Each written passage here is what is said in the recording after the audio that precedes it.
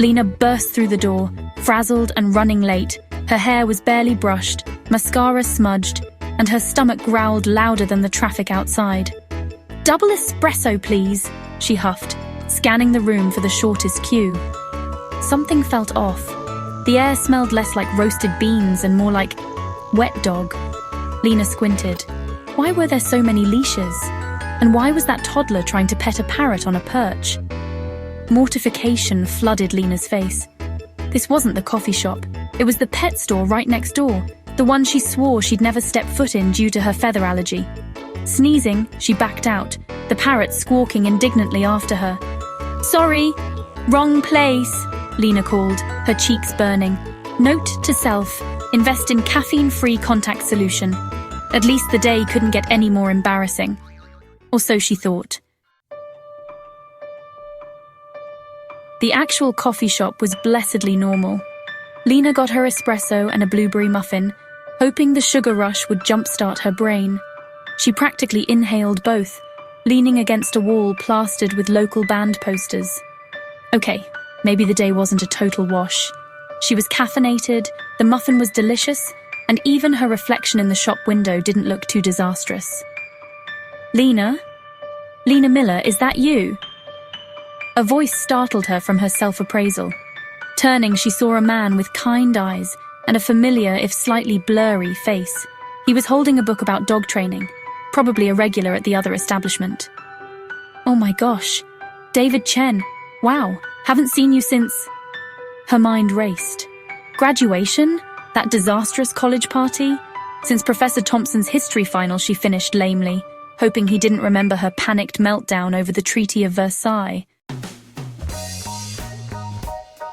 David laughed, a warm sound that crinkled the corners of his eyes. "Don't worry, I think we both blocked out Thompson's lectures." He gestured to her empty cup. "Can I buy you a refill? Or maybe a real breakfast if you've got time? Catching up would be great." Lena hesitated.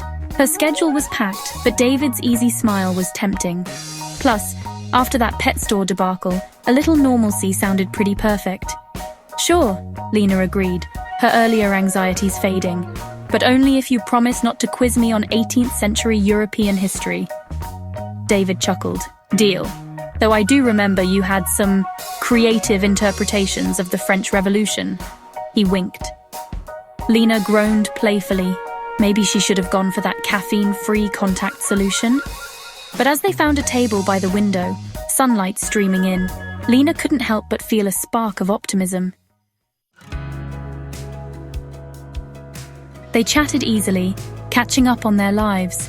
Turns out, David wasn't just a dog-loving history buff.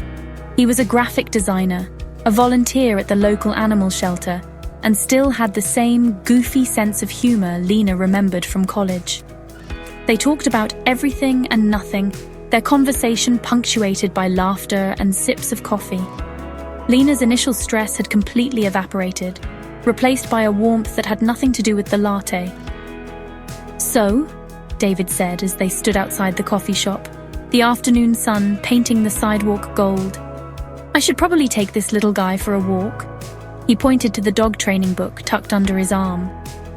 "But I was wondering if you'd maybe like to have dinner sometime? No pressure, of course, but I'd love to hear more about what you've been up to." Lena smiled. "I'd like that a lot." She glanced at her watch, suddenly aware of the time flying by. "But I should really get going. Work waits for no woman, even if she did almost buy birdseed instead of coffee this morning." David grinned. "It was fate, I tell you. See you around, Lena." And with a wave, he was gone, leaving Lena with the lingering scent of coffee, a flutter in her chest, and the distinct feeling that maybe, just maybe, even the most chaotic mornings could lead to something wonderful.